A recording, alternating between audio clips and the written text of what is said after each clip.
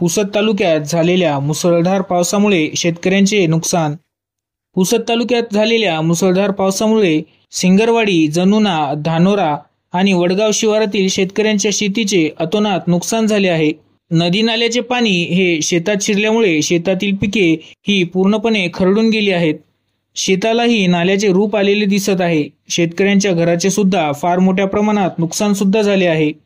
तरी प्रशासनाने लवकरात लवकर शेतीची आणि घराचे पंचनामे करून सदर शेतकऱ्यांना मदत जाहीर करावी अशी नुकसानग्रस्त शेतकऱ्यांची मागणी आहे।